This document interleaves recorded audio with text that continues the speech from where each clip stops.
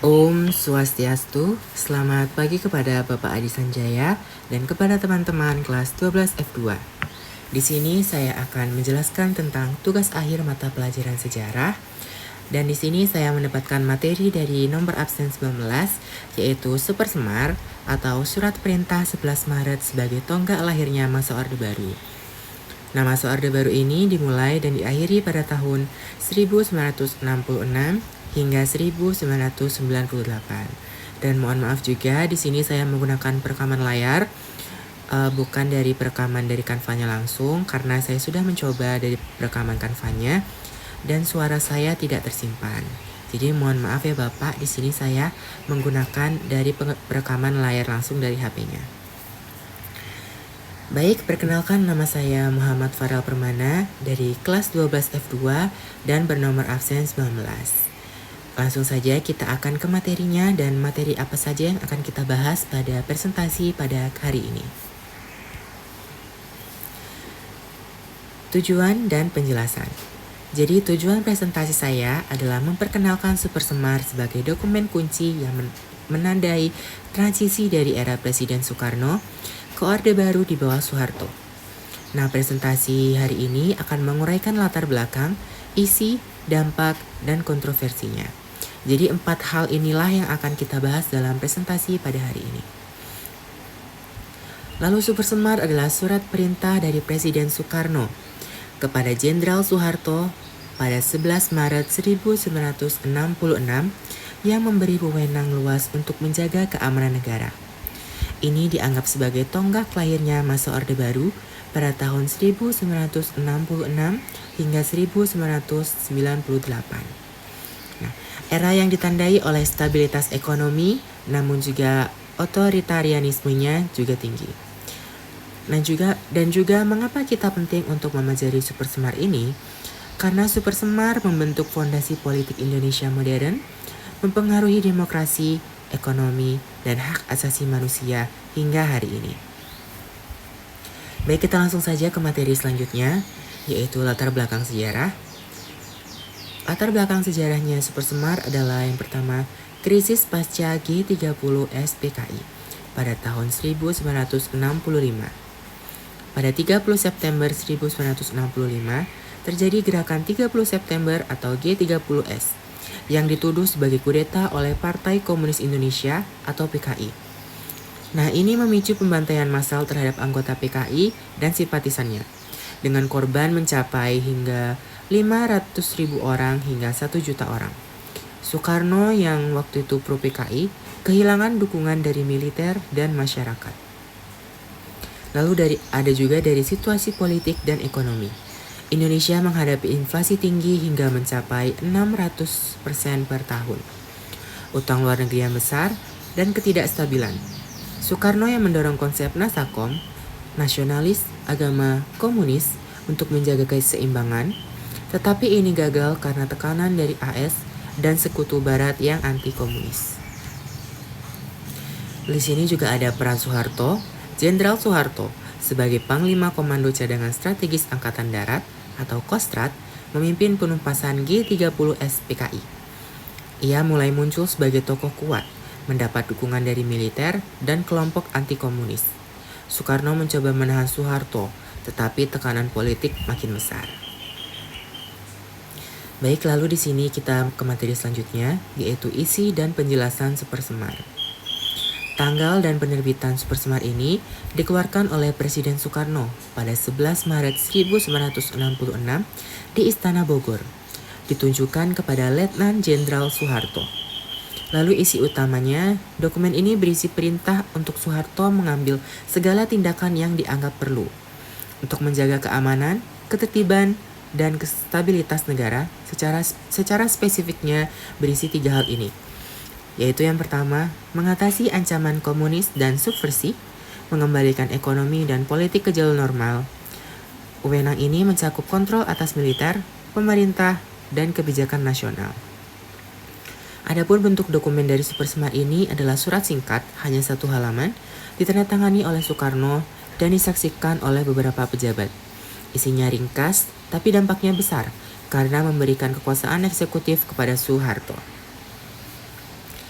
Nah, meskipun Soekarno tetap presiden, Super Semar ini secara efektif menyerahkan kontrol pemerintahan kepada Soeharto yang mulai mengambil keputusan kunci.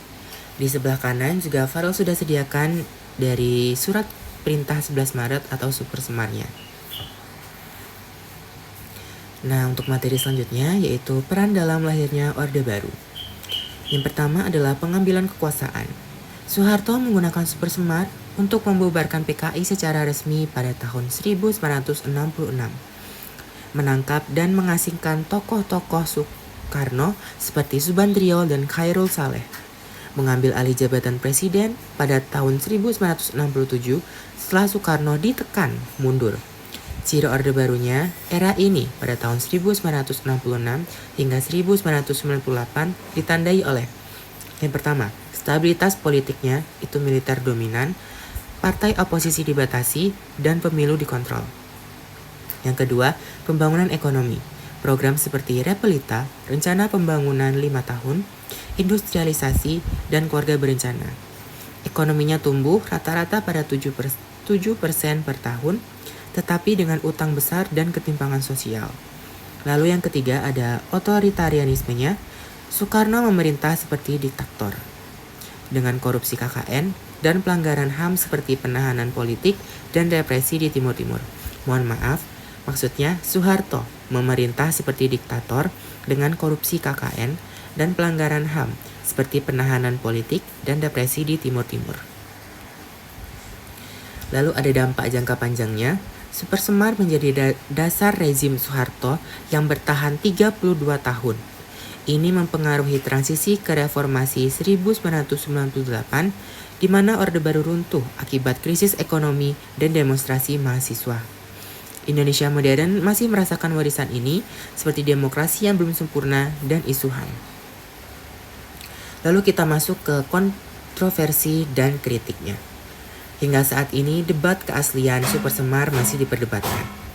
Banyak sejarawan, misalnya Asfi Warman Adam Dalam, Super Semar itu misteri, manipulasi, dan makar. Ia menyatakan Super Semar mungkin dipalsukan atau dipaksa oleh militer. Buktinya, tanda tangan Soekarno terlihat berbeda dan Soekarno sendiri membantahnya di pengadilan pada 1967, menyebutnya surat karet yang tidak sah.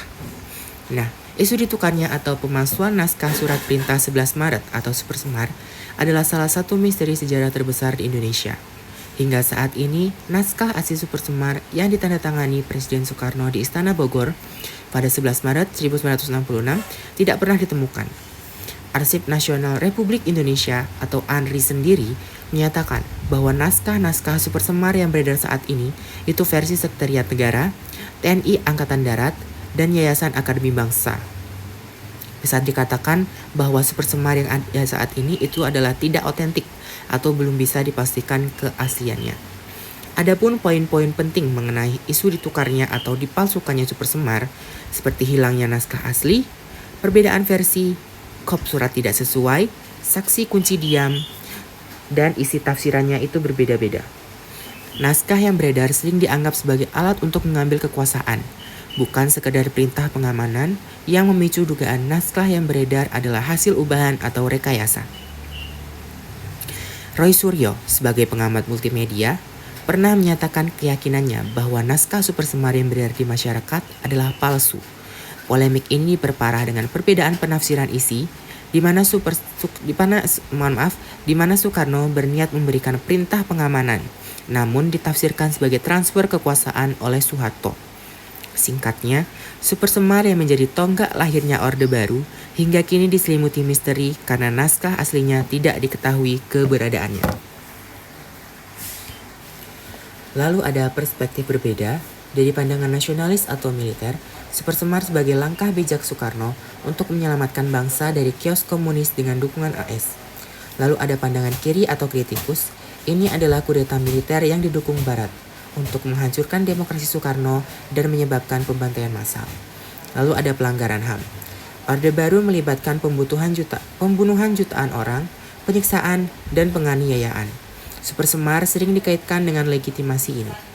Lalu ada implikasi modern. Debat ini terus berlanjut dengan upaya pemerintah untuk mengakui korban PKI dan mendorong rekonsiliasi. Lalu kita sudah mau mencapai, ini adalah materi terakhir, yaitu kesimpulan. Super Semar bukan sekedar dokumen, tapi simbol transisi kekuasaan dari era revolusioner Soekarno ke Orde Baru yang stabil namun represif. Ia menjadi tonggak lahirnya rezim Soeharto, membawa pembangunan ekonomi, tapi dengan biaya sosial tinggi, seperti korupsi dan pelanggaran HAM. Super Semar mengajarkan pentingnya keseimbangan kekuasaan dan akuntabilitas dalam demokrasi. Indonesia belajar dari Orde Baru untuk membangun sistem yang lebih adil. Sekian presentasi dari saya, Farel Permana. Mohon maaf apabila ada beberapa kata yang salah dan mungkin ada beberapa materi yang salah, namun saya masukkan di sini. Mohon untuk bimbingannya Pak Adi. Sekian dan terima kasih. Om Santi Santi Santi Om.